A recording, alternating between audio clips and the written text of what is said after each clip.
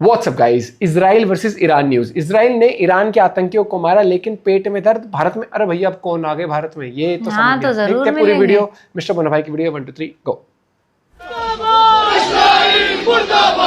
कौन है ये? इंडिया की है?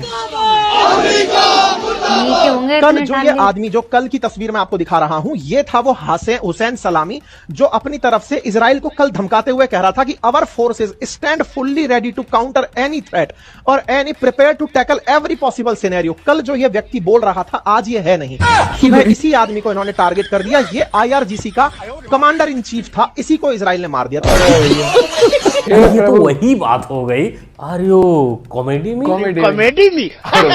तो 57 इस्लामिक देश वो कुत्ता पाल लेते हैं, बिल्ली पाल लेते हैं, यहाँ तक कि वो सूअर भी पाल लेते हैं, लेकिन उन्होंने कभी भी ये गलतफहमी नहीं पाला कि वो यहूदियों को यानी इजराइल को मात दे सकते हैं। हाँ, कुछ लोग हैं जो दूसरे और तीसरे लोगों के बहकावे में आकर इजराइल से, यहूदियों से पंगा ले लेते हैं, फिर बाद में नेता राम साहू चाचा समतल कर देते हैं उनको। पता भी नहीं होगा, स्पेलिंग पूछ ले इनसे एक बार इजराइल की। जबरदस्ती।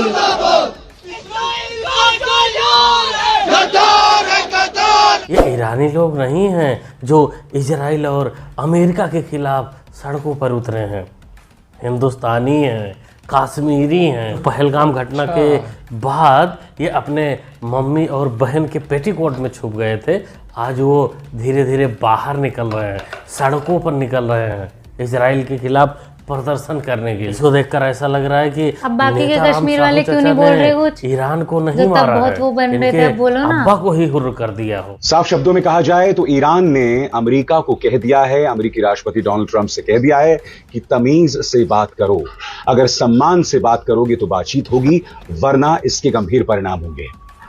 ईरान ने साफ शब्दों में कह दिया है कि अगर अमेरिका तमीज से बात नहीं करेगा, सम्मान से बात नहीं करेगा, तो इस वक्त ईरान के अंदर संयुक्त राष्ट्र के जो परमाणु पर्यवेक्षक हैं, यानी कि उसका जो पूरा न्यूक्लियर प्रोग्राम है, संयुक्त राष्ट्र के जो अधिकारी उस पर निगरानी रख रहे हैं, उन्हें बाहर कर दिया जाए। देखो जी, जट्टों को कितनी सटीक जानकारी होती है अपने मालिक की, भाई दूसरा इतनी सटीक जानकारी कहां से दे पाएगा।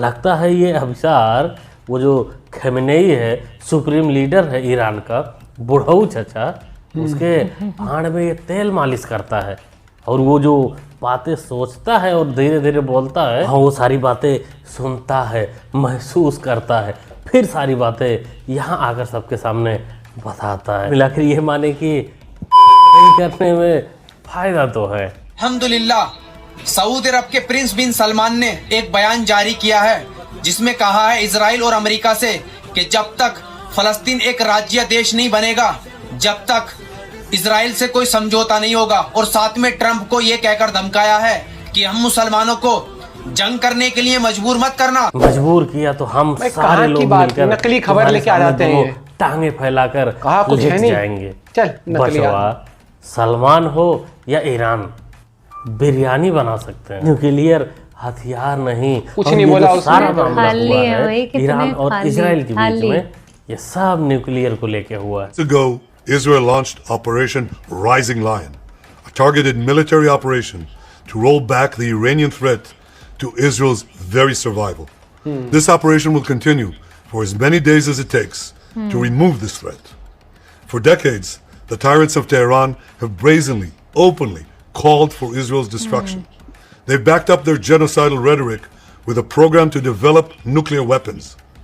In recent years, Iran has produced enough highly enriched uranium for 9 atom bombs. 9. देखो जी, इजराइल ने जो भी ईरान के साथ किया, उनके बड़े बड़े सुप्रीम लीडर को, बड़े बड़े इंजीनियर्स को, वैज्ञानिकों को जिस प्रकार हुर्र किया, वो किसी जाति धर्म की वजह से नहीं किया, वो अपने सेफ्टी के लिए किया, क्योंकि ईरान बनाना चाहता है परमाणु हथियार, और ईरान ही है जो बार बार इजराइल को धमकी भी देता है कि अगर हमने परमाणु हथियार बना लिया तो सबसे पहले तुमको हम दुनिया से खत्म करेंगे।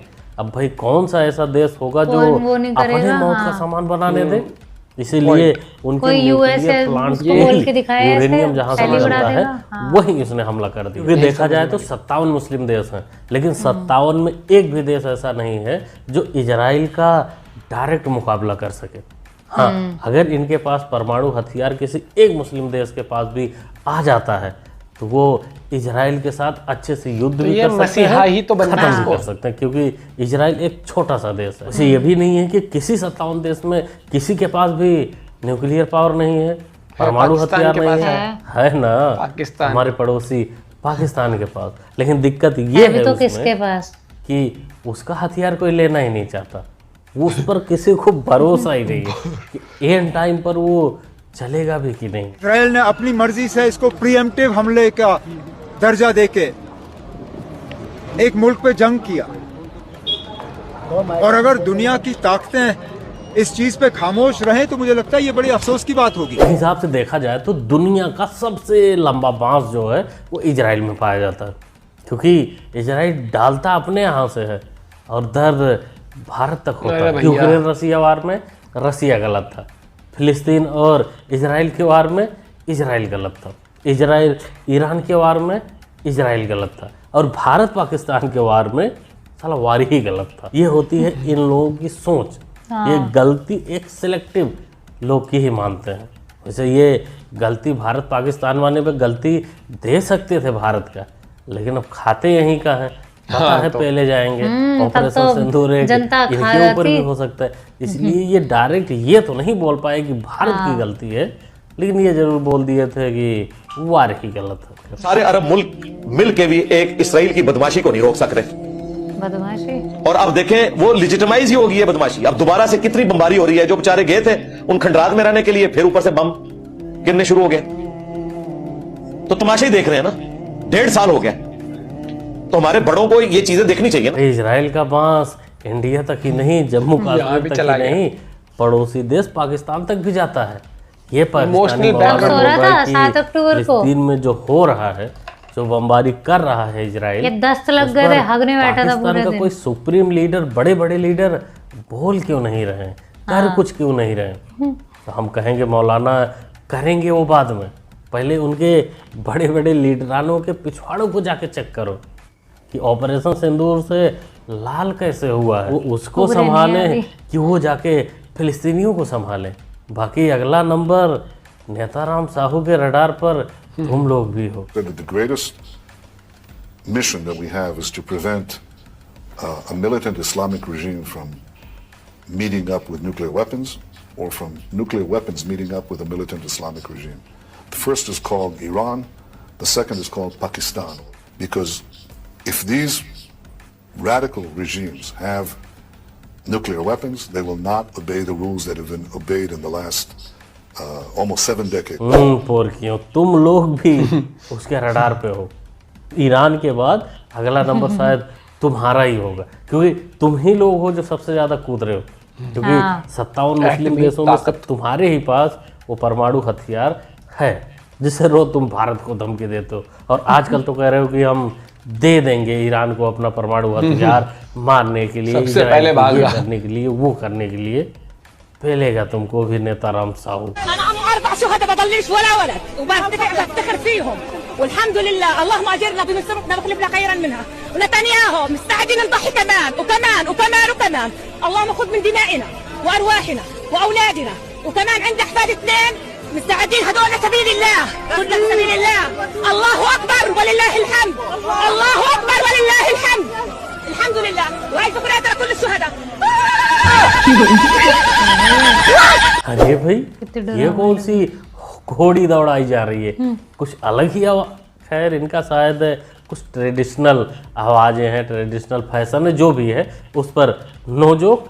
लेकिन जहाँ तक इस महिला के सबटाइटल से मैं समझ पाया, वैसे अरबी में बोल रही थी तो सबटाइटल लिखा हुआ था, उससे मैं यही समझा कि इसके 4 बच्चे थे और चारों को इजराइल ने हुर्र कर दिया, और ये अब कह रही है कि 4 को छोड़ो, अब हम और 8 पैदा करेंगे। मतलब जज्बा हो तो ऐसा हो, इस मोहतरमा जैसे हो, 4 हुर्र हुए तो 8 पैदा करेंगे, लेकिन सुधरेंगे नहीं कभी। जय हिंद, जय भारत, जय इजराइल। बिल्कुल भाई, जय हिंद जय भारत। देखो जी, इस युद्ध में फिलिस्तीन वाले में नहीं, इजराइल और ईरान वाले में, इसमें भारत को म्यूट रहना ही सही रहेगा, क्योंकि जितनी ज़रूरत भारत को इजराइल की है उतनी ही ज़रूरत भारत को ईरान की भी है। खासकर ये जो मौजूदा सरकार है इससे, खमेनेई से, वो ताऊ जो बूढ़े हो चुके हैं उनसे, क्योंकि भारत और ईरान के बीच में काफ़ी सारे ट्रेड हो रहे हैं, काफ़ी बड़े बड़े डील हुए हैं, जिससे अमेरिका जो है, ट्रम्प जो है, वो बौखलाया हुआ है। वो चाहता है कि उसके इशारों वाली कोई सरकार बने ईरान में, जिससे वो एशिया में आके डोमिनेट कर सके, पाकिस्तान के साथ डील कर सके, हिंदुस्तान को कमज़ोर दिखा सके। क्योंकि आज की जो भारत की इकोनॉमी है, जिस प्रकार से ग्रोथ है उसकी, उससे वो लोग बौखलाए हुए हैं, चिढ़े हुए हैं, क्योंकि बिजनेसमैन है ना ये। चीन हो गए, अमेरिका हो गए, ये सब बिजनेसमैन है, ये किसी के दोस्त नहीं है, ये सिर्फ अपना बिजनेस करते हैं। क्या सोचते हैं दोस्तों, क्या कहना चाहते हैं इस वीडियो के बारे में? अपना राय कमेंट बॉक्स में। सोच बदल नहीं सकती जब तक ये सरकार है, उनका मकसद ये। और अगर ये, मुझे लगता है अगर समझौता कर भी लेंगे ना कि हम न्यूक्लियर पे नहीं काम कर रहे, चलो छोड़ो समझौता कर लेता है, नहीं, ये पीठ पीछे फिर करेंगे। लेकिन इजराइल की आप ये शक्तियां देखोगे, अपने मोसाद के एजेंट कहाँ कहाँ छुपा के रखते हैं। वो बताया ना कि अपने ड्रोन पहले से पहुंचा रखे थे, वहीं से ही उन्होंने एक्टिवेट करे थे हर एक चीज। तो वो उनकी सरकार के अंदर तक घुस चुके हैं मोसाद। उनको बस तो इतने ऊंचे ऊंचे जो इनके लीडर थे भाई खतरनाक। यही चीज मैं कहता हूँ कि मतलब उनकी जो खुफिया एजेंसी है ना बहुत खतरनाक है। और पाकिस्तान कि वो तो इजराइल को अगर खाली ऐसे नापोगे कि भाई छोटा सा देश है ये, भाई टेक्नोलॉजी होती है, प्लस खुफिया तरीके से काम करना। पेजर वाला आपको याद है किस तरीके से पेजर यूज करा था? टेक्नोलॉजी आका सही वो वहीं से बना और है। ये बहुत सही बोला कि जो रेडिकलाइज्ड सोच रहती है, जैसे खासकर ईरान की और ये पाकिस्तान की है, ये कहीं ना कहीं बेटरमेंट ऑफ द ह्यूमैनिटी के लिए भी सही नहीं है इनकी क्योंकि सोच। इंडिया ने न्यूक्लियर बनाया कि हमें कोई आंख ना दिखा सके, ईरान बना रहा है निपटा सके। उसकी सोच, आप उसके भाषण सुनो, इंडिया के मुंह से कभी नहीं आता कि हमें पाकिस्तान निपटा देना। ने कहा अपने आप सुधरोगे तो टॉक होंगी तुम्हारे साथ। इनका क्या आता है, हमें यहूदियों को निपटा देना, ये कर देना, वो कर देना। ये फर्क होता है कि आप जो एक हथियार ले भी रहे हो तो उसकी क्या सोच है, प्रोटेक्शन और डिस्ट्रॉइंग। ये सोच का फर्क है। और ये लोग ना इंडिया में बैठे हुए भी कई लोग नहीं समझ पा रहे हैं, जो निकल आए थे प्रदर्शन करने के लिए। ये चीज तो ठीक है, हर चीज को रिलीजन से नहीं जोड़ सकते आप। आपको ह्यूमैनिटी, भाई सबसे बड़ा रिलीजन तो ह्यूमैनिटी है, वो तो देख के चलोगे आप।